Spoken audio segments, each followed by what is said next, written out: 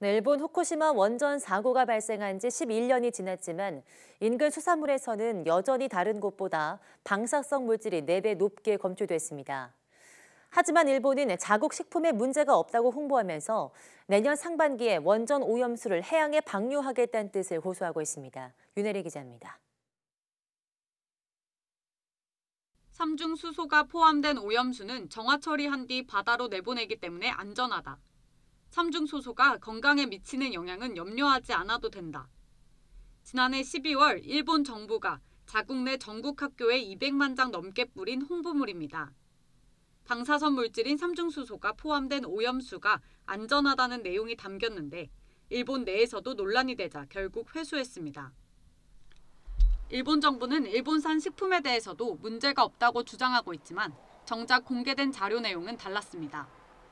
시민방사능감시센터 등 시민단체가 일본 후생노동성의 일본산 식품 방사성 물질 검출 결과를 공개했는데 후쿠시마 인근 수산물의 세슘 검출률이 다른 지역보다 4배 정도 높은 것으로 나타났습니다. 송이버섯과 두릅 등 일부 농수산물에서는 기준치보다 각각 9배, 6배 많은 세슘이 검출되기도 했습니다. 일본의 식품 기준치 킬로그램당 100베크렐을 넘게 세슘이 검출되는 식품목도 많이 있다는 것을 일본 정부의 주장이 거짓임을 알 수 있습니다. 시민단체는 일본 정부에 내년 상반기 예정된 후쿠시마 원전 오염수 방류 계획을 철회하라고 촉구했습니다.